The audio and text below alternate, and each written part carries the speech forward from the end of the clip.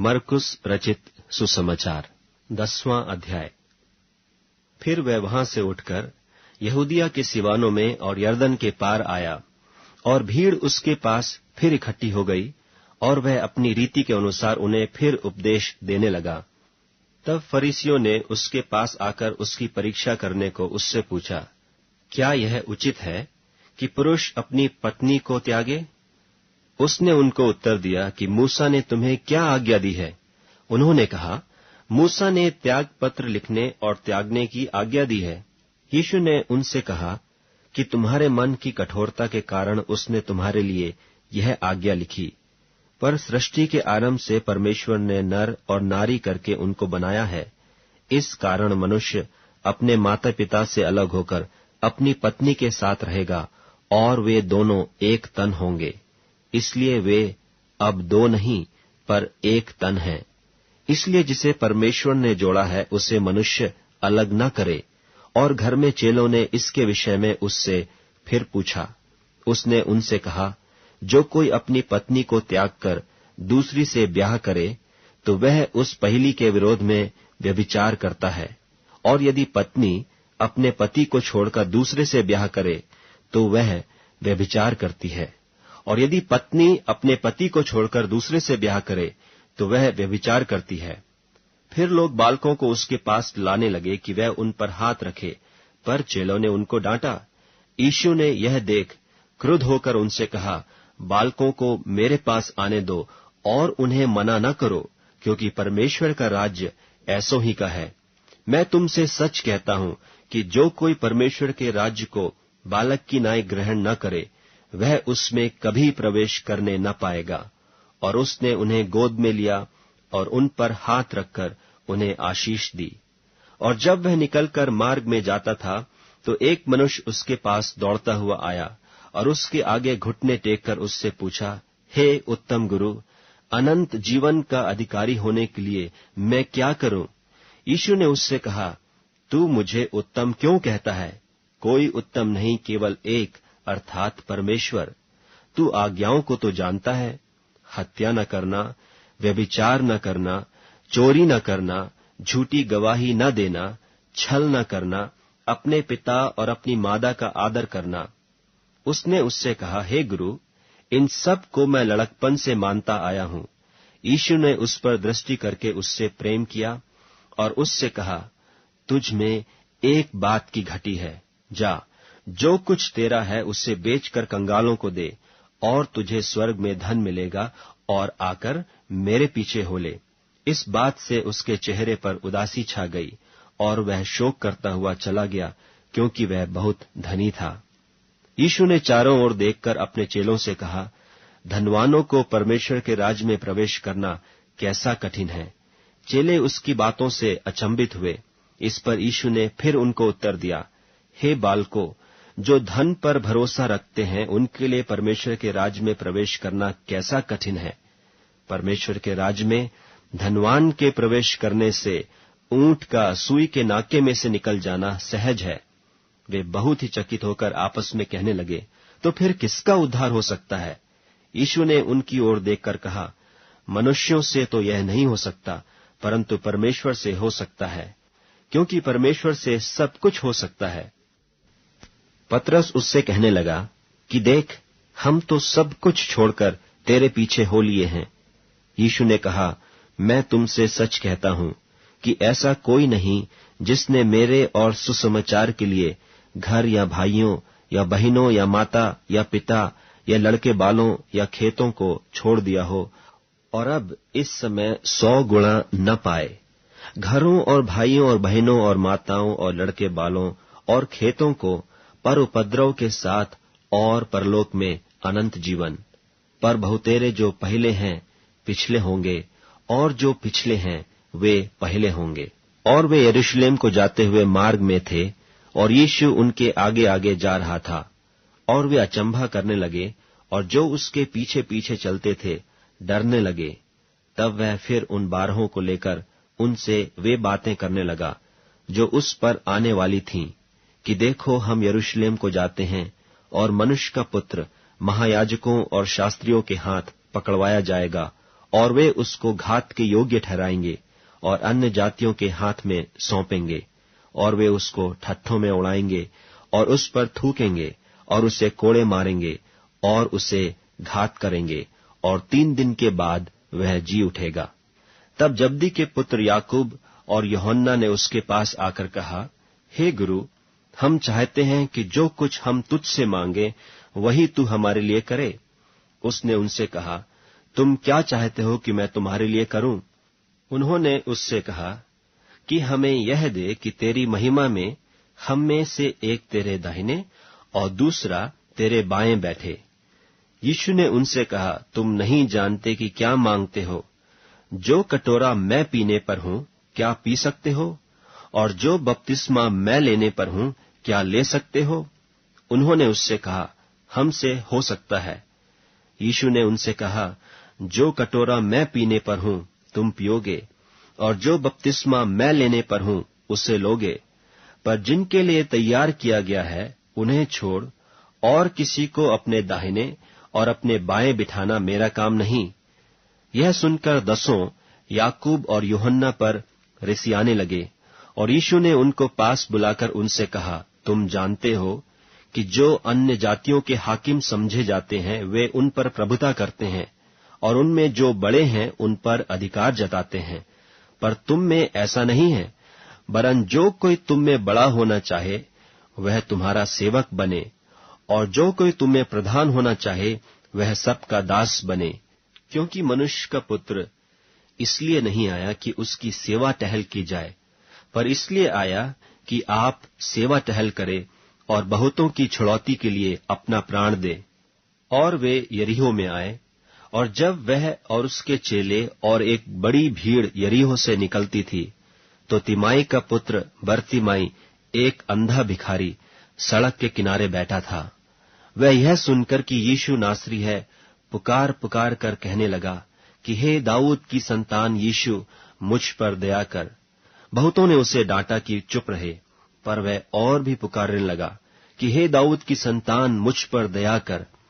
तब यीशु ने ठहर कर कहा, उसे बुलाओ। और लोगों ने उस अंधे को बुलाकर उससे कहा, ढाढ़स बांध, उठ, वह तुझे बुलाता है। वह अपना कपड़ा फेंक कर शीघ्र उठा और यीशु के पास आया। इस पर यीशु ने उससे कहा, तू क्या चाहता है कि मैं तेरे लिए करूं? अंधे ने उससे कहा, हे रब्बी, यह है कि मैं देखने लगूं। यीशु ने उससे कहा, चला जा, तेरे विश्वास ने तुझे चंगा कर दिया है। वह तुरंत देखने लगा और मार्ग में उसके पीछे हो लिया। मरकुस रचित सुसमाचार 11वां अध्याय। जब वे यरूशलेम के निकट जैतून पहाड़ पर बैतफगे और बैतनिय्याह के पास आए, तो उसने अपने चेलों में से 2 को यह कहकर भेजा कि अपने सामने के गांव में जाओ, और उसमें पहुंचते ही एक गदही का बच्चा, जिस पर कभी कोई नहीं चढ़ा, बंधा हुआ तुम्हें मिलेगा, उसे खोल लाओ। यदि तुमसे कोई पूछे, यह क्यों करते हो, तो कहना कि प्रभु को इसका प्रयोजन है और वह शीघ्र उसे यहां भेज देगा।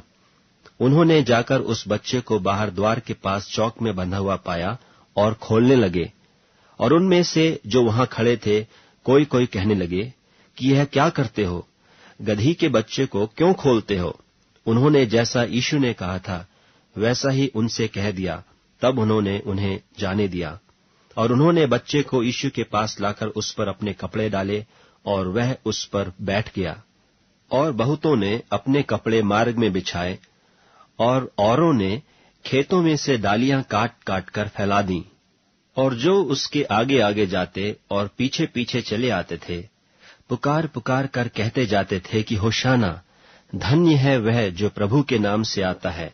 हमारे पिता दाऊद का राज्य जो आ रहा है धन्य है, आकाश में होशाना। और वह यरूशलेम पहुंचकर मंदिर में आया, और चारों ओर सब वस्तुओं को देखकर 12 के साथ बैतनिय्याह गया, क्योंकि सांझ हो गई थी। दूसरे दिन जब वे बैतनिय्याह से निकले तो उसको भूख लगी, और वह दूर से अंजीर का एक हरा पेड़ देखकर निकट गया कि क्या जाने उसमें कुछ पाए, पर पत्तों को छोड़ कुछ न पाया, क्योंकि फल का समय न था। इस पर उसने उससे कहा, अब से कोई तेरा फल कभी न खाए। और उसके चेले सुन रहे थे। फिर वे यरूशलेम में आए और वह मंदिर में गया, और वहां जो लेन देन कर रहे थे उन्हें बाहर निकालने लगा, और सर्राफों के पीढ़े और कबूतर के बेचने वालों की चौकियां उलट दी, और मंदिर में से होकर किसी को बर्तन लेकर आने जाने न दिया, और उपदेश करके उनसे कहा, क्या यह नहीं लिखा है कि मेरा घर सब जातियों के लिए प्रार्थना का घर कहलाएगा? पर तुमने इसे डाकुओं की खो बना दी है।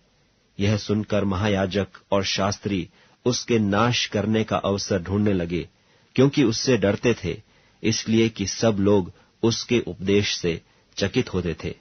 और प्रतिदिन सांझ होते ही वह नगर से बाहर जाया करता था। फिर भोर को जब वे उधर से जाते थे, तो उन्होंने उस अंजीर के पेड़ को जड़ तक सूखा हुआ देखा। पतरस को यह बात स्मरण आई, और उसने उससे कहा, हे रब्बी, देख, यह अंजीर का पेड़ जिसे तूने श्राप दिया था सूख गया है। यीशु ने उसको उत्तर दिया कि परमेश्वर पर विश्वास रखो। मैं तुमसे सच कहता हूं कि जो कोई इस पहाड़ से कहे कि तू उखड़ जा और समुद्र में जा पड़, और अपने मन में संदेह न करे, वरन प्रतीति करे कि जो कहता हूं वह हो जाएगा, तो उसके लिए वही होगा। इसलिए मैं तुमसे कहता हूं कि जो कुछ तुम प्रार्थना करके मांगो, तो प्रतीति कर लो कि तुम्हें मिल गया और तुम्हारे लिए हो जाएगा। और जब कभी तुम खड़े हुए प्रार्थना करते हो, तो यदि तुम्हारे मन में किसी की ओर से कुछ विरोध हो, तो क्षमा करो, इसलिए कि तुम्हारा स्वर्गीय पिता भी तुम्हारे अपराध क्षमा करे।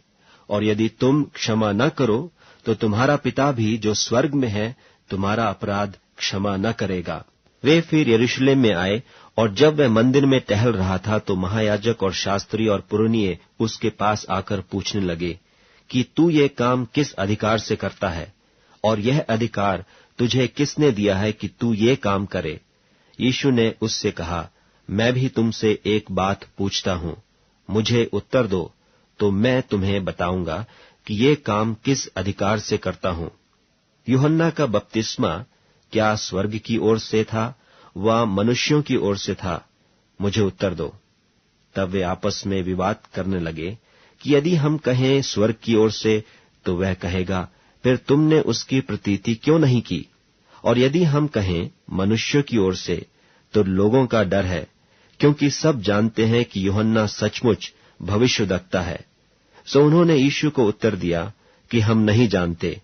यीशु ने उनसे कहा, मैं भी तुमको नहीं बताता कि ये काम किस अधिकार से करता हूं। मरकुस रचित सुसमाचार 12वां अध्याय।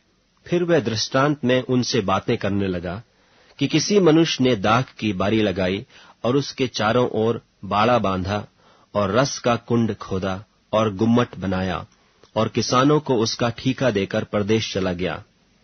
फिर फल के मौसम में उसने किसानों के पास एक दास को भेजा कि किसान से दाख की बारी के फलों का भाग ले, पर उन्होंने उसे पकड़कर पीटा और छूछे हाथ लौटा दिया।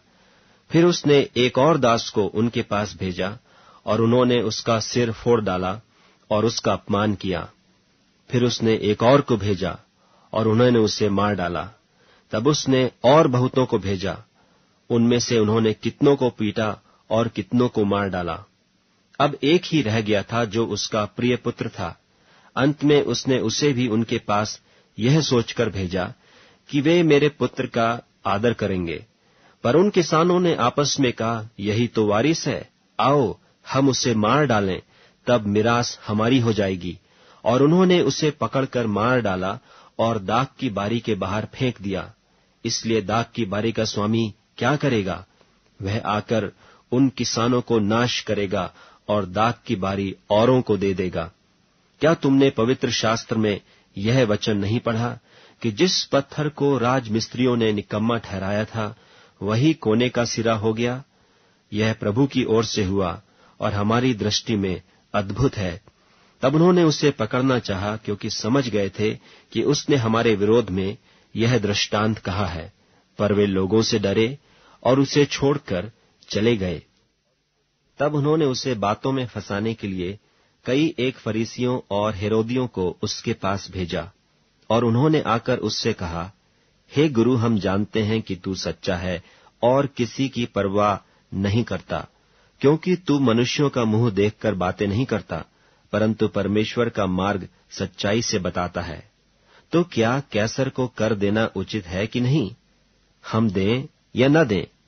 उसने उनका कपट जानकर उनसे कहा, मुझे क्यों परखते हो?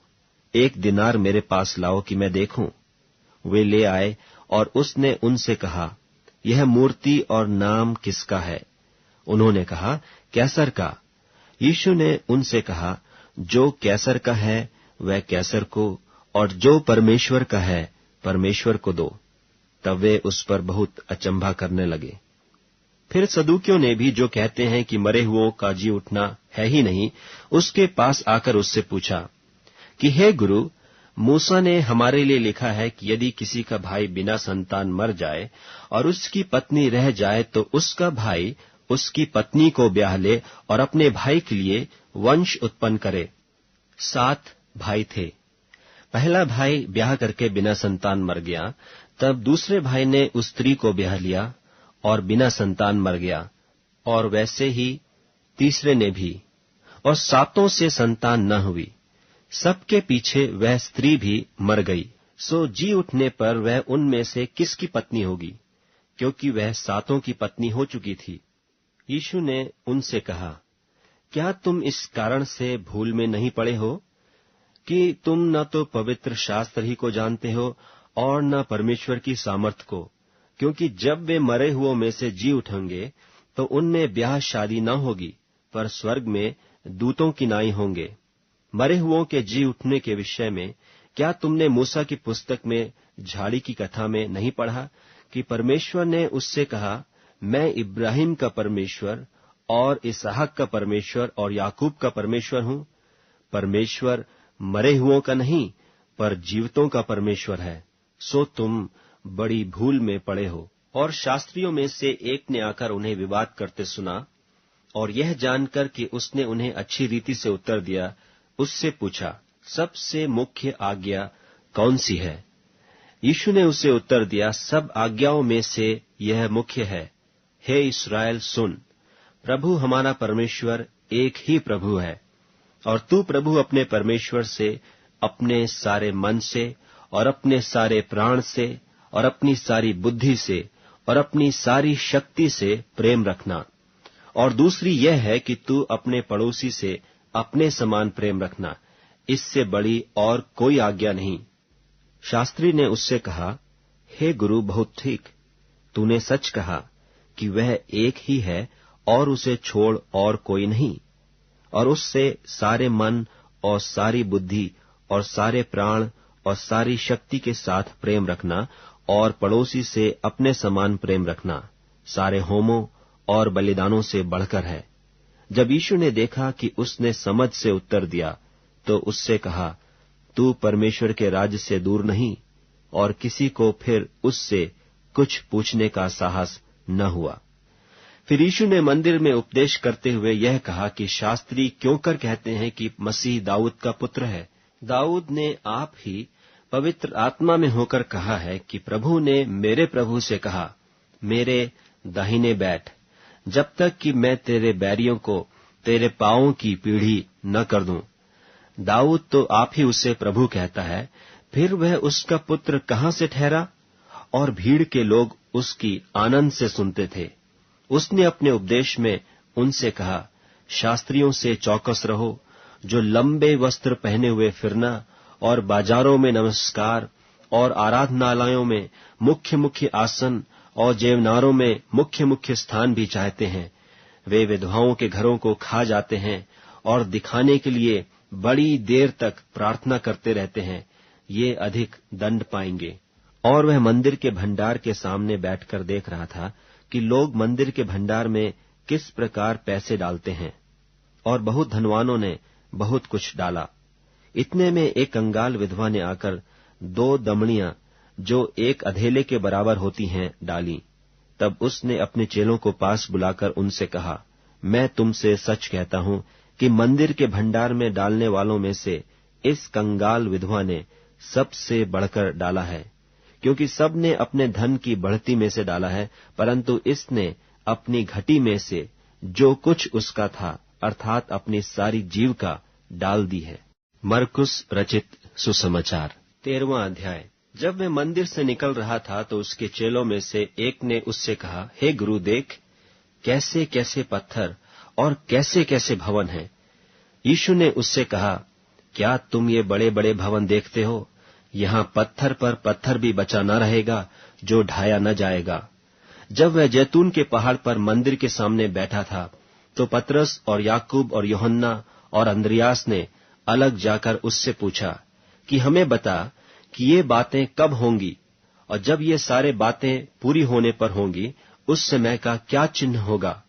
यीशु उनसे कहने लगा, चौकस रहो कि कोई तुम्हें न भरमाए। बहुतेरे मेरे नाम से आकर कहेंगे कि मैं वही हूं और बहुतों को भरमाएंगे। और जब तुम लड़ाइयां और लड़ाइयों की चर्चा सुनो तो न घबराना, क्योंकि इनका होना अवश्य है, परंतु उस समय अंत न होगा। क्योंकि जाति पर जाति और राज्य पर राज्य चढ़ाई करेगा और हर कहीं भूइंडोल होंगे और अकाल पड़ेंगे। यह तो पीड़ाओं का आरंभ ही होगा। परंतु तुम अपने विषय में चौकस रहो, क्योंकि लोग तुम्हें महासभाओं में सौंपेंगे और तुम पंचायतों में पीटे जाओगे और मेरे कारण हाकिमों और राजाओं के आगे खड़े किए जाओगे ताकि उनके लिए गवाही हो। पर अवश्य है कि पहले सुसमाचार सब जातियों में प्रचार किया जाए। जब वे तुम्हें ले जाकर सौंपेंगे तो पहले से चिंता न करना कि हम क्या कहेंगे, पर जो कुछ तुम्हें उसी घड़ी बताया जाए वही कहना, क्योंकि बोलने वाले तुम नहीं हो परंतु पवित्र आत्मा है। और भाई को भाई और पिता को पुत्र घात के लिए सौंपेंगे और लड़के बाले माता पिता के विरोध में उठकर उन्हें मरवा डालेंगे। और मेरे नाम के कारण सब लोग तुमसे बैर करेंगे, पर जो अंत तक धीरज धरे रहेगा उसी का उद्धार होगा। सो जब तुम उस उजाड़ने वाली घृणित वस्तु को जहां उचित नहीं वहां खड़ी देखो, पढ़ने वाला समझ ले, तब जो यहूदिया में हो वे पहाड़ों पर भाग जाएं। जो कोठे पर हो वह अपने घर से कुछ लेने को नीचे न उतरे और न भीतर जाए, और जो खेत में हो वह अपना कपड़ा लेने के लिए पीछे न लौटे। उन दिनों में जो गर्भवती और दूध पिलाती होंगी उनके लिए हाय हाय। और प्रार्थना किया करो कि यह जाड़े में न हो, क्योंकि वे दिन ऐसे क्लेश के होंगे कि सृष्टि के आरंभ से जो परमेश्वर ने सृजी है अब तक न तो हुए और न फिर कभी होंगे। और यदि प्रभु इन दिनों को न घटाता तो कोई प्राणी भी न बचता, परंतु उन चुने हुओं के कारण जिनको उसने चुना है उन दिनों को घटाया। उस समय यदि कोई तुमसे कहे, देखो मसीह यहाँ है, या देखो वहां है, तो प्रतीति न करना, क्योंकि झूठे मसीह और झूठे भविष्यद्वक्ता उठ खड़े होंगे और चिन्ह और अद्भुत काम दिखाएंगे कि यदि हो सके तो चुने हुओं को भी भरमा दें। पर तुम चौकस रहो, देखो मैंने तुम्हें सब बातें पहले ही से कह दी हैं। उन दिनों में उस क्लेश के बाद सूरज अंधेरा हो जाएगा और चांद प्रकाश न देगा, और आकाश से तारागण गिरने लगेंगे और आकाश की शक्तियां हिलाई जाएंगी। तब लोग मनुष्य के पुत्र को बड़ी सामर्थ और महिमा के साथ बादलों में आते देखेंगे। उस समय वह अपने दूतों को भेजकर पृथ्वी के इस छोर से आकाश की उस छोर तक चारों दिशा से अपने चुने हुए लोगों को इकट्ठे करेगा। अंजीर के पेड़ से यह दृष्टांत सीखो, जब उसकी डाली कोमल हो जाती और पत्ते निकलने लगते हैं तो तुम जान लेते हो कि ग्रीष्म काल निकट है। इसी रीति से जब तुम इन बातों को होते देखो तो जान लो कि वह निकट है, वरन द्वार ही पर है। मैं तुमसे सच कहता हूं कि जब तक ये सब बातें न हो लेंगी तब तक यह लोग जाते न रहेंगे। आकाश और पृथ्वी टल जाएंगे, परंतु मेरी बातें कभी न टलेंगी। उस दिन या उस घड़ी के विषय में कोई नहीं जानता, न स्वर्ग के दूत और न पुत्र, परंतु केवल पिता। देखो, जागते और प्रार्थना करते रहो, क्योंकि तुम नहीं जानते कि वह समय कब आएगा। यह उस मनुष्य की सी दशा है जो परदेश जाते समय अपना घर छोड़ जाए और अपने दासों को अधिकार दे और हर एक को उसका काम जता दे और द्वारपाल को जागते रहने की आज्ञा दे। इसलिए जागते रहो, क्योंकि तुम नहीं जानते कि घर का स्वामी कब आएगा, सांझ को या आधी रात को या मुर्ग के बांग देने के समय या भोर को। ऐसा न हो कि वह अचानक आकर तुम्हें सोते पाए। और जो मैं तुमसे कहता हूं वही सबसे कहता हूं, जागते रहो। मरकुस रचित सुसमाचार 14वां अध्याय। 2 दिन के बाद फसह और अख़मीरी रोटी का पर्व होने वाला था, और महायाजक और शास्त्री इस बात की खोज में थे कि उसे क्यों कर छल से पकड़कर मार डालें, परंतु कहते थे कि पर्व के दिन नहीं, कहीं ऐसा न हो कि लोगों में बलवा मचे।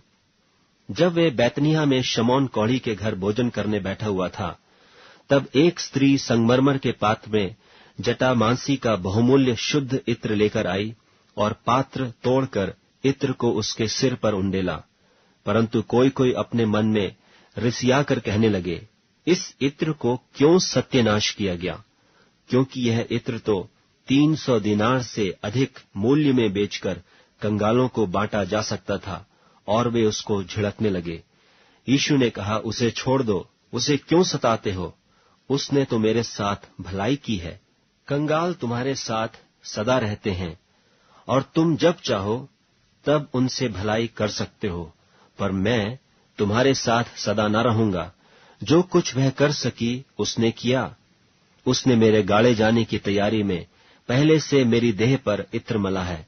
मैं तुमसे सच कहता हूं कि सारे जगत में जहां कहीं सुसमाचार प्रचार किया जाएगा, वहां उसके इस काम की चर्चा भी उसके स्मरण में की जाएगी।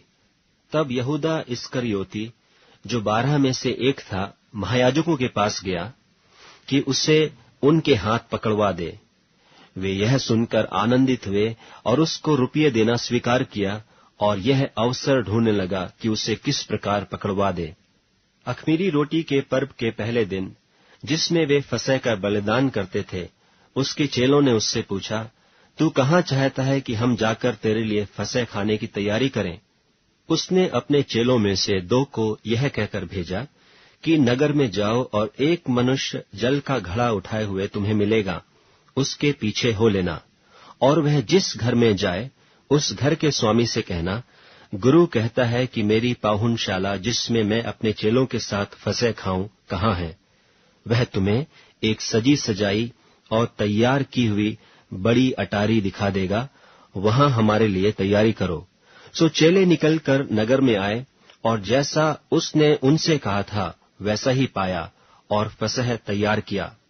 जब सांझ हुई तो वह 12 के साथ आया, और जब वे बैठे भोजन कर रहे थे, तो यीशु ने कहा, मैं तुमसे सच कहता हूं कि तुम में से एक जो मेरे साथ भोजन कर रहा है, मुझे पकड़वाएगा।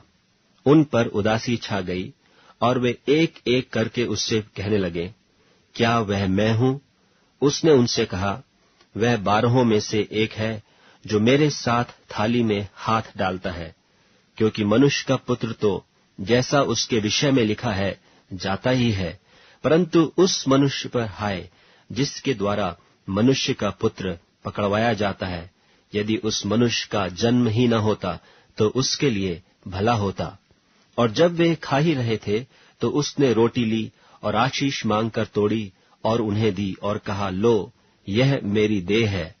फिर उसने कटोरा लेकर धन्यवाद किया और उन्हें दिया, और उन सब ने उसमें से पिया। और उसने उनसे कहा, यह वाचा का मेरा वह लहू है जो बहुतों के लिए बहाया जाता है। मैं तुमसे सच कहता हूं कि दाख का रस उस दिन तक फिर कभी न पीऊंगा, जब तक परमेश्वर के राज्य में नया न पीऊं। फिर वे भजन गाकर बाहर जैतून के पहाड़ पर गए। तब यीशु ने उनसे कहा, तुम सब ठोकर खाओगे, क्योंकि लिखा है कि मैं रखवाले को मारूंगा और भेड़ तितर बितर हो जाएंगी। परंतु मैं अपने जी उठने के बाद तुमसे पहले गलील को जाऊंगा। पतरस ने उससे कहा, यदि सब ठोकर खाएं तो खाएं, पर मैं ठोकर नहीं खाऊंगा। यीशु ने उससे कहा, मैं तुझसे सच कहता हूं कि आज ही इसी रात को मुर्गे के 2 बार बांग देने से पहले तू 3 बार मुझसे मुकर जाएगा। पर उसने और भी जोर देकर कहा, यदि मुझे तेरे साथ मरना भी पड़े तो भी तेरा इनकार कभी न करूंगा। इसी प्रकार और सबने भी कहा। फिर वे गतसमने नाम एक जगह में आए, और उसने अपने चेलों से कहा, यहां बैठे रहो जब तक मैं प्रार्थना करूं।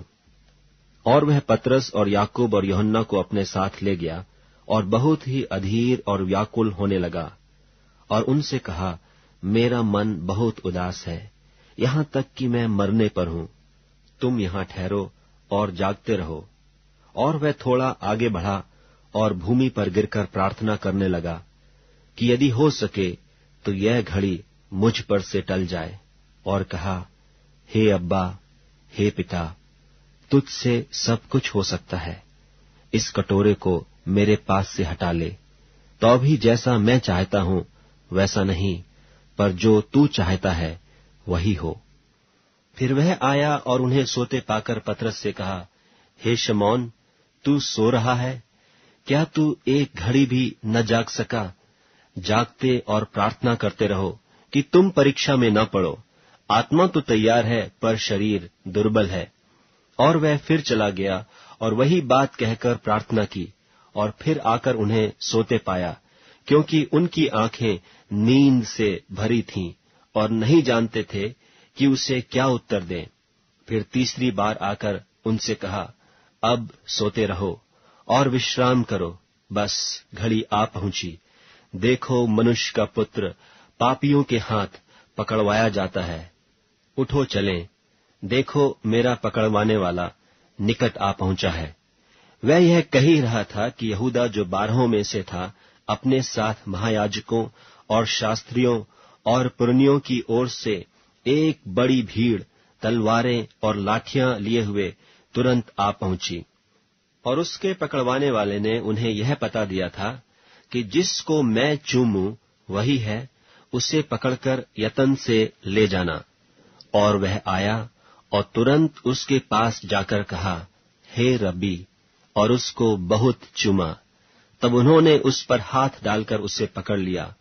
उनमें से जो पास खड़े थे, एक ने तलवार खींचकर महायाजक के दास पर चलाई और उसका कान उड़ा दिया।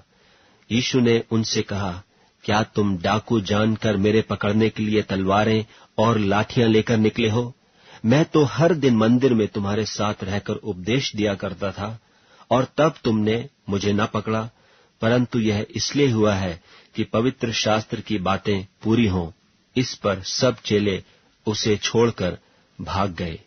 और एक जवान अपनी नंगी देह पर चादर ओढ़े हुए उसके पीछे हो लिया, और लोगों ने उसे पकड़ा, पर वह चादर छोड़कर नंगा भाग गया। फिर वे यीशु को महायाजक के पास ले गए, और सब महायाजक और पुरनिये और शास्त्री उसके यहाँ इकट्ठे हो गए। पतरस दूर ही दूर से उसके पीछे पीछे महायाजक के आंगन के भीतर तक गया और प्यादों के साथ बैठकर आग तापने लगा। महायाजक और सारी महासभा यीशु के मार डालने के लिए उसके विरोध में गवाही की खोज में थे, पर न मिली, क्योंकि बहुतेरे उसके विरोध में झूठी गवाही दे रहे थे, पर उनकी गवाही एक सी न थी।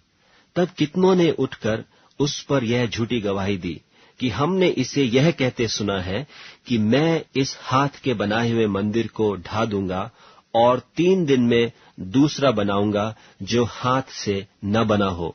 इस पर भी उनकी गवाही एक सी न निकली। तब महायाजक ने बीच में खड़े होकर यीशु से पूछा कि तू कोई उत्तर नहीं देता? ये लोग तेरे विरोध में क्या गवाही देते हैं? परंतु वह मौन साधे रहा और कुछ उत्तर न दिया। महायाजक ने उससे फिर पूछा, क्या तू उस परम धन्य का पुत्र मसीह है? यीशु ने कहा, हाँ, मैं हूं। और तुम मनुष्य के पुत्र को सर्वशक्तिमान की दाहिनी ओर बैठे और आकाश के बादलों के साथ आते देखोगे। तब महायाजक ने अपने वस्त्र फाड़कर कहा, अब हमें गवाहों का और क्या प्रयोजन है? तुमने यह निंदा सुनी, तुम्हारी क्या राय है? उन सब ने कहा, यह वध के योग्य है। तब कोई तो उस पर थूकने और कोई उसका मुंह ढांपने और उसे घूंसे मारने और उससे कहने लगे कि भविष्यवाणी कर, और प्यादों ने उसे लेकर थप्पड़ मारे।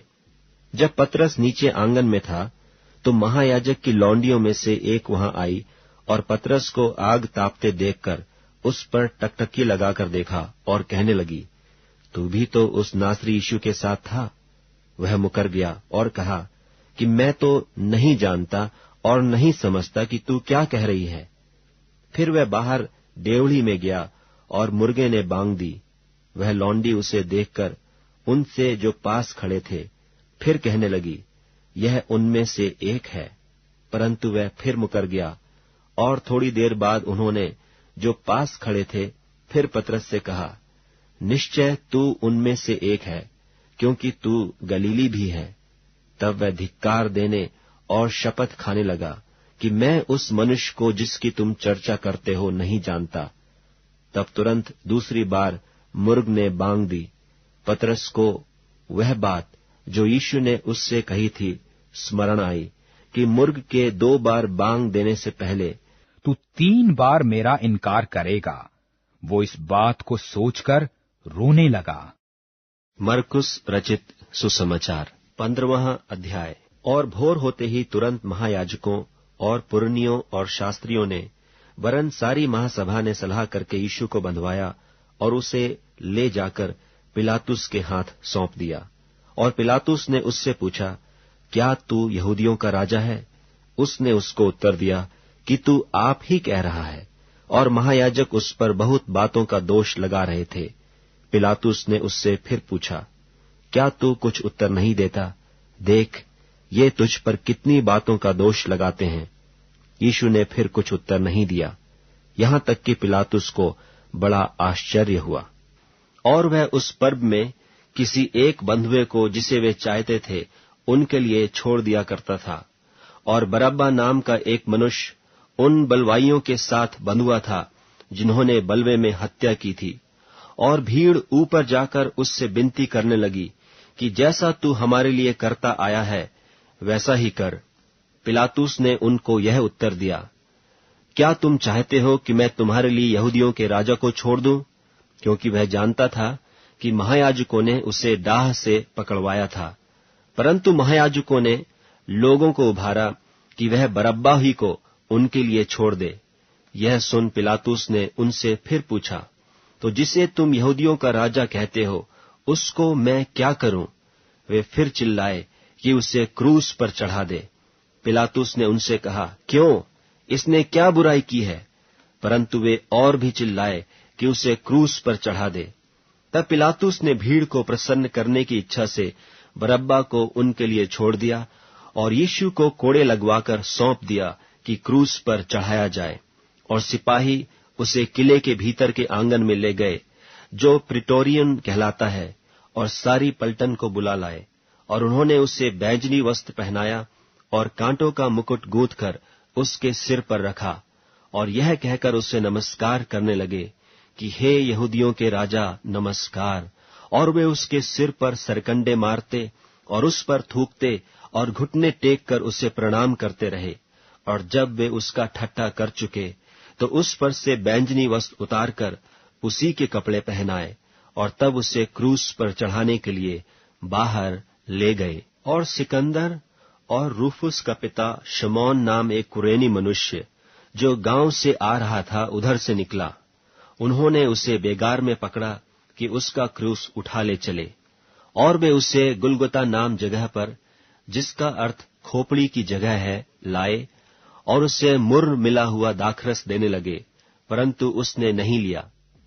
तब उन्होंने उसको क्रूस पर चढ़ाया और उसके कपड़ों पर चिट्ठियां डालकर कि किसको क्या मिले उन्हें बांट लिया। और पहर दिन चढ़ा था जब उन्होंने उसको क्रूस पर चढ़ाया और उसका दोष पत्र लिखकर उसके ऊपर लगा दिया गया कि यहूदियों का राजा। और उन्होंने उसके साथ 2 डाकू, एक उसकी दाहिनी और एक उसकी बाईं ओर क्रूस पर चढ़ाए।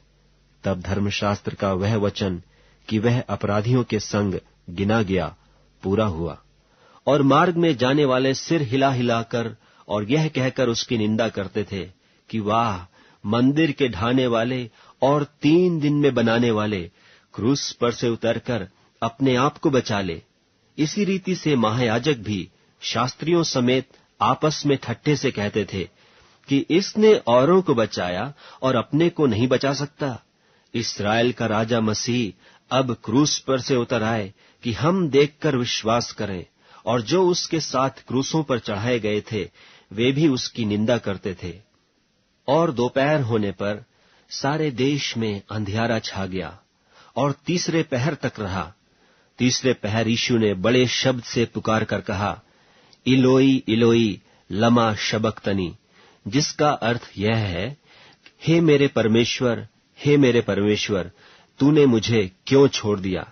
जो पास खड़े थे उनमें से कितनों ने यह सुनकर कहा, देखो यह एलिय्याह को पुकारता है।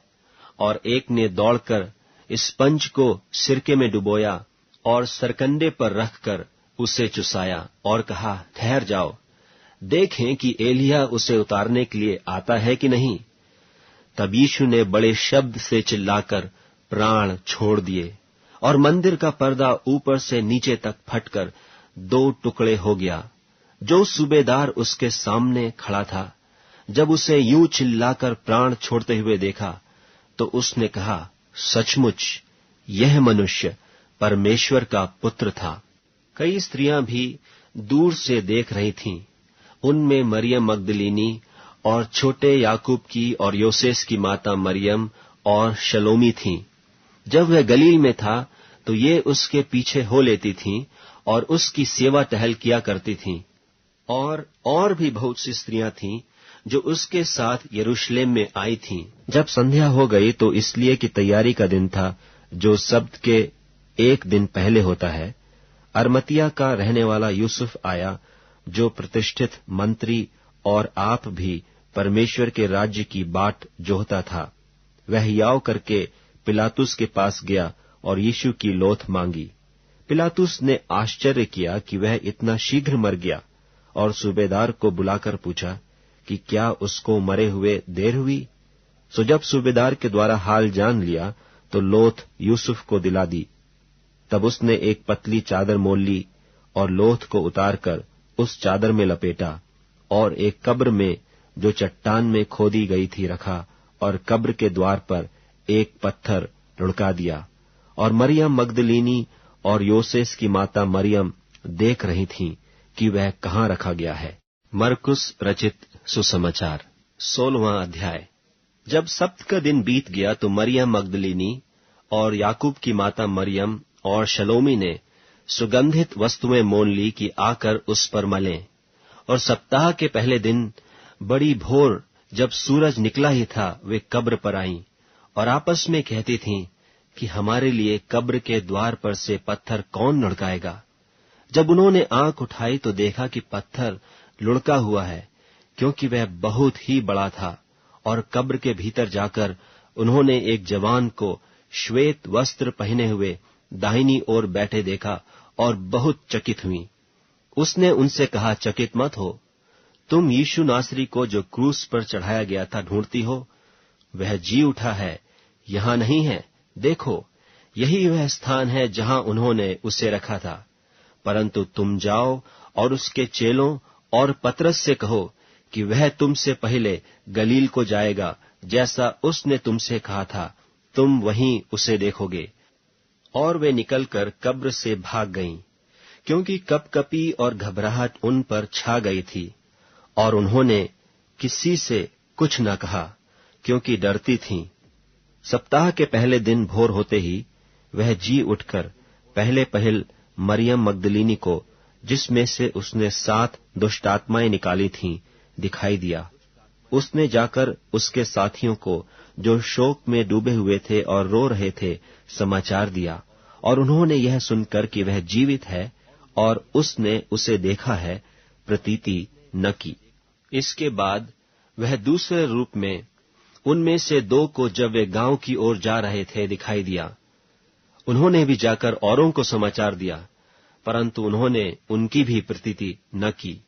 पीछे वह उन 11 को भी, जब वे भोजन करने बैठे थे, दिखाई दिया और उनके अविश्वास और मन की कठोरता पर उलाहना दिया, क्योंकि जिन्होंने उसके जी उठने के बाद उसे देखा था, इन्होंने उनकी प्रतीति न की थी। और उसने उनसे कहा, तुम सारे जगत में जाकर सारी सृष्टि के लोगों को सुसमाचार प्रचार करो। जो विश्वास करे और बपतिस्मा ले उसी का उद्धार होगा, परंतु जो विश्वास न करेगा वह दोषी ठहराया जाएगा। और विश्वास करने वालों में ये चिन्ह होंगे कि वे मेरे नाम से दुष्टात्माओं को निकालेंगे, नई नई भाषा बोलेंगे, सांपों को उठा लेंगे, और यदि वे नाशक वस्तु भी पी जाएं तो भी उनकी कुछ हानि न होगी। वे बीमारों पर हाथ रखेंगे और वे चंगे हो जाएंगे। निदान प्रभु यीशु उनसे बातें करने के बाद स्वर्ग पर उठा लिया गया और परमेश्वर की दाहिनी ओर बैठ गया, और उन्होंने निकलकर हर जगह प्रचार किया, और प्रभु उनके साथ काम करता रहा, और उन चिन्हों के द्वारा जो साथ साथ होते थे वचन को दृढ़ करता रहा। आमीन। लूका रचित सुसमाचार अध्याय 1। इसलिए कि बहुतों ने उन बातों का जो हमारे बीच में बीती हैं इतिहास लिखने में हाथ लगाया है, जैसा कि उन्होंने जो पहले ही से इन बातों के देखने वाले और वचन के सेवक थे हम तक पहुंचाया। इसलिए हे श्रीमान थियोफिलुस, मुझे भी यह उचित मालूम हुआ कि उन सब बातों का संपूर्ण हाल आरंभ से ठीक ठीक जांच करके उन्हें तेरे लिए क्रमानुसार लिखूं, कि तू यह जान ले कि वे बातें जिनकी तूने शिक्षा पाई है कैसी अटल हैं। यहूदियों के राजा हेरोदेस के समय अबिय्याह के दल में जकरिया नाम का एक याजक था, और उसकी पत्नी हारून के वंश की थी, जिसका नाम इलीशिबा था। और वे दोनों परमेश्वर के सामने धर्मी थे और प्रभु की सारी आज्ञाओं और विधियों पर निर्दोष चलने वाले थे। उनके कोई भी संतान न थी, क्योंकि इलीशिबा बांझ थी और वे दोनों बूढ़े थे। जब वह अपने दल की पारी पर परमेश्वर के सामने याजक का काम करता था, तो याजकों की रीति के अनुसार उसके नाम पर चिट्ठी निकली कि प्रभु के मंदिर में जाकर धूप जलाए। और धूप जलाने के समय लोगों की सारी मंडली बाहर प्रार्थना कर रही थी कि प्रभु का एक स्वर्गदूत धूप की वेदी की दाहिनी ओर खड़ा हुआ उसको दिखाई दिया। और जकरिया देखकर घबराया और उस पर बड़ा भय छा गया, परंतु स्वर्गदूत ने उससे कहा, हे जकरिया, भयभीत न हो, क्योंकि तेरी प्रार्थना सुन ली गई है, और तेरी पत्नी इलीशिबा से तेरे लिए एक पुत्र उत्पन्न होगा, और तू उसका नाम यूहन्ना रखना। और तुझे आनंद और हर्ष होगा, और बहुत लोग उसके जन्म के कारण आनंदित होंगे, क्योंकि वह प्रभु के सामने महान होगा और दाखरस और मदिरा कभी न पिएगा, और अपनी माता के गर्भ ही से पवित्र आत्मा से परिपूर्ण हो जाएगा, और इस्राएलियों में से बहुतेरों को उनके प्रभु परमेश्वर की ओर फेरेगा। वह एलिय्याह की आत्मा और सामर्थ में होकर उसके आगे आगे चलेगा, कि पितरों का मन लड़के बालों की ओर फेर दे, और आज्ञा न मानने वालों को धर्मियों की समझ पर लाए, और प्रभु के लिए एक योग्य प्रजा तैयार करे। जकरिया ने स्वर्गदूत से पूछा, यह मैं कैसे जानूं, क्योंकि मैं तो बूढ़ा हूं और मेरी पत्नी भी बूढ़ी हो गई है। स्वर्गदूत ने उसको उत्तर दिया कि मैं जिब्राइल हूं, जो परमेश्वर के सामने खड़ा रहता हूं, और मैं तुझसे बातें करने और तुझे यह सुसमाचार सुनाने को भेजा गया हूं। और देख, जिस दिन तक ये बातें पूरी न हो लें, उस दिन तक तू मौन रहेगा और बोल न सकेगा, इसलिए कि तूने मेरी बातों को जो अपने समय पर पूरी होंगी प्रतीति न की। और लोग जकरिया की बाट देखते रहे और अचंभा करने लगे कि उसे मंदिर में ऐसी देर क्यों लगी। जब वह बाहर आया तो उनसे बोल न सका, सो वे जान गए कि उसने मंदिर में कोई दर्शन पाया है, और वह उनसे संकेत करता रहा और गूंगा रह गया। जब उसकी सेवा के दिन पूरे हुए तो वह अपने घर चला गया। इन दिनों के बाद उसकी पत्नी इलीशिबा गर्भवती हुई, और 5 महीने तक अपने आप को यह कह के छिपाए रखा कि मनुष्यों में मेरा अपमान दूर करने के लिए प्रभु ने इन दिनों में कृपा दृष्टि करके मेरे लिए ऐसा किया है। 6वें महीने में परमेश्वर की ओर से जिब्राइल स्वर्गदूत गलील के नासरत नगर में एक कुंवारी के पास भेजा गया, जिसकी मंगनी यूसुफ नाम दाऊद के घराने के एक पुरुष से हुई थी। उस कुंवारी का नाम मरियम था। और स्वर्गदूत ने उसके पास भीतर आकर कहा, आनंद और जय तेरी हो, जिस पर ईश्वर का अनुग्रह हुआ है, प्रभु तेरे साथ है।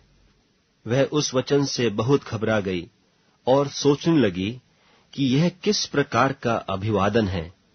स्वर्गदूत ने उससे कहा, हे मरियम, भयभीत न हो, क्योंकि परमेश्वर का अनुग्रह तुझ पर हुआ है, और देख, तू गर्भवती होगी और तेरे एक पुत्र उत्पन्न होगा।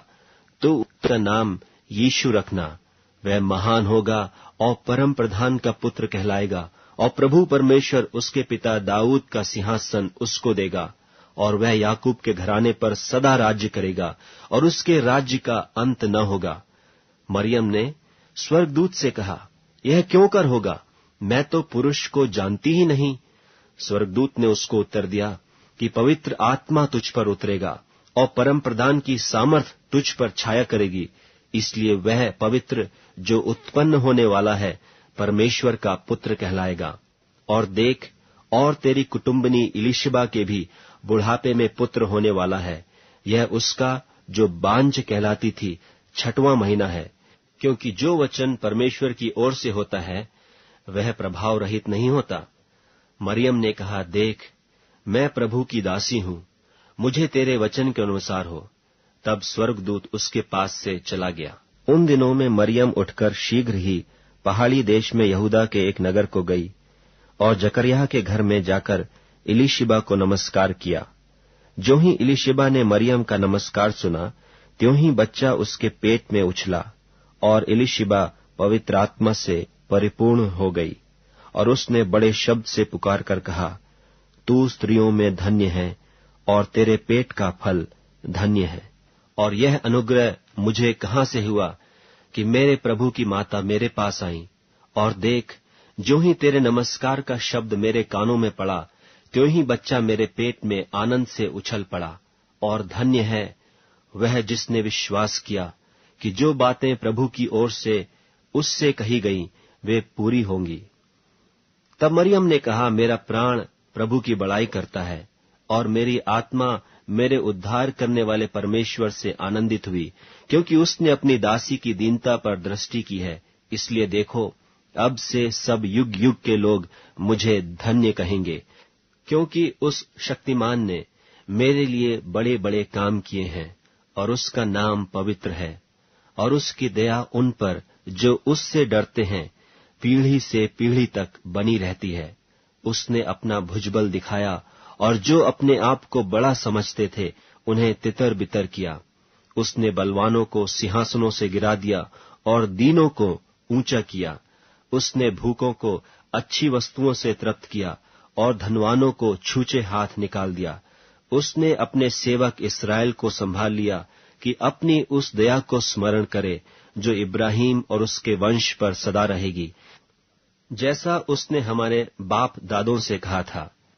मरियम लगभग 3 महीने उसके साथ रहकर अपने घर लौट गई।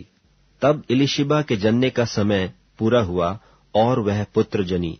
उसके पड़ोसियों और कुटुंबियों ने यह सुनकर कि प्रभु ने उस पर बड़ी दया की है, उसके साथ आनंदित हुए। और ऐसा हुआ कि 8वें दिन वे बालक का खतना करने आए और उसका नाम उसके पिता के नाम पर जकरिया रखने लगे। और उसकी माता ने उत्तर दिया कि नहीं, वरन उसका नाम यूहन्ना रखा जाए।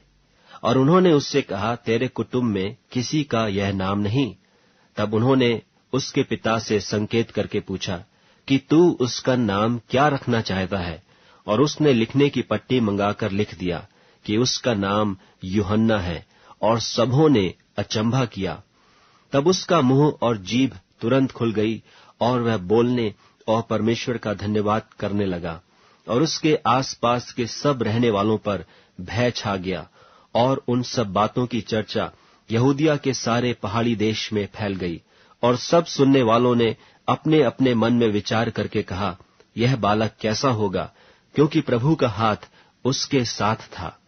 और उसका पिता जकरिया पवित्र आत्मा से परिपूर्ण हो गया और भविष्यवाणी करने लगा कि प्रभु इस्राएल का परमेश्वर धन्य हो कि उसने अपने लोगों पर दृष्टि की और उनका छुटकारा किया है, और अपने सेवक दाऊद के घराने में हमारे लिए एक उद्धार का सींग निकाला, जैसे उसने अपने पवित्र भविष्यद्वक्ताओं के द्वारा जो जगत के आदि से होते आए हैं कहा था, अर्थात हमारे शत्रुओं से और हमारे सब बैरियों के हाथ से हमारा उद्धार किया है, कि हमारे बाप दादों पर दया करके अपनी पवित्र वाचा का स्मरण करे, और वह शपथ जो उसने हमारे पिता इब्राहिम से खाई थी कि वह हमें यह देगा कि हम अपने शत्रुओं के हाथ से छूटकर उसके सामने पवित्रता और धार्मिकता से जीवन भर निडर रहकर उसकी सेवा करते रहें। और तू हे बालक परम प्रधान का भविष्यवक्ता कहलाएगा, क्योंकि तू प्रभु के मार्ग तैयार करने के लिए उसके आगे आगे चलेगा, कि उसके लोगों को उद्धार का ज्ञान दे जो उनके पापों की क्षमा से प्राप्त होता है। यह हमारे परमेश्वर की उसी बड़ी करुणा से होगा जिसके कारण ऊपर से हम पर भोर का प्रकाश उदय होगा, कि अंधकार और मृत्यु की छाया में बैठने वालों को ज्योति दे और हमारे पांवों को कुशल के मार्ग में सीधे चलाए। और वह बालक बढ़ता और आत्मा में बलवंत होता गया और इस्राएल पर प्रकट होने के दिन तक जंगलों में रहा। लूका रचित सुसमाचार 2 अध्याय। उन दिनों में अगस्तुस कैसर की ओर से आज्ञा निकली कि सारे जगत के लोगों के नाम लिखे जाएं। यह पहली नाम लिखाई उस समय हुई जब क्विरिनियुस सूरिया का हाकिम था, और सब लोग नाम लिखवाने के लिए अपने अपने नगर को गए। सो यूसुफ भी, इसलिए कि वह दाऊद के घराने और वंश का था, गलील के नासरत नगर से यहूदिया में दाऊद के नगर बैतलहम को गया, कि अपनी मंगेतर मरियम के साथ जो गर्भवती थी नाम लिखवाए। उनके वहां रहते हुए उसके जनने के दिन पूरे हुए, और वह अपना पहलौठा पुत्र जनी और उसे कपड़े में लपेटकर चरनी में रखा, क्योंकि उनके लिए सराय में जगह न थी। और उस देश में कितने गड़रिये थे जो रात को मैदान में रहकर अपने झुंड का पहरा देते थे। और प्रभु का एक दूत उनके पास आ खड़ा हुआ, और प्रभु का तेज उनके चारों ओर चमका, और वे बहुत डर गए। तब स्वर्गदूत ने उनसे कहा, मत डरो, क्योंकि देखो मैं तुम्हें बड़े आनंद का सुसमाचार सुनाता हूं, जो सब लोगों के लिए होगा, कि आज दाऊद के नगर में तुम्हारे लिए एक उद्धारकर्ता जन्मा है, और यही मसीह प्रभु है। और इसका तुम्हारे लिए यह पता है कि तुम एक बालक को कपड़े में लिपटा हुआ और चरनी में पड़ा पाओगे। तब एकाएक उस स्वर्गदूत के साथ स्वर्गदूतों का दल परमेश्वर की स्तुति करते हुए और यह कहते दिखाई दिया कि आकाश में परमेश्वर की महिमा और पृथ्वी पर उन मनुष्यों में जिनसे वह प्रसन्न है शांति हो। जब स्वर्गदूत उनके पास से स्वर्ग को चले गए, तो गड़रियों ने आपस में कहा, आओ हम बैतलहम जाकर यह बात जो हुई है और जिसे प्रभु ने हमें बताया है देखें। और उन्होंने तुरंत जाकर मरियम और यूसुफ को और चरनी में उस बालक को पड़ा देखा। इन्हें देखकर उन्होंने वह बात जो इस बालक के विषय में उनसे कही गई थी प्रकट की। और सब सुनने वालों ने उन बातों से जो गड़रियों ने उनसे कहीं आश्चर्य किया, परंतु मरियम ये सब बातें अपने मन में रखकर सोचती रही। और गड़ेरिये जैसा उनसे कहा गया था वैसा ही सब सुनकर और देखकर परमेश्वर की महिमा और स्तुति करते हुए लौट गए। जब 8 दिन पूरे हुए और उसके खतने का समय आया, तो उसका नाम यीशु रखा गया, जो स्वर्गदूत ने उसके पेट में आने से पहले कहा था। और जब मूसा की व्यवस्था के अनुसार उनके शुद्ध होने के दिन पूरे हुए, तो वे उसे यरूशलेम में ले गए कि प्रभु के सामने लाएं, जैसा कि प्रभु की व्यवस्था में लिखा है कि हर एक पहिलौठा प्रभु के लिए पवित्र ठहरेगा। और प्रभु की व्यवस्था के वचन के अनुसार पंडुकों का एक जोड़ा या कबूतर के 2 बच्चे लाकर बलिदान करें। और देखो, यरूशलेम में शमौन नाम एक मनुष्य था, और वह मनुष्य धर्मी और भक्त था, और इस्राएल की शांति की बाट जो रहा था, और पवित्र आत्मा उस पर था।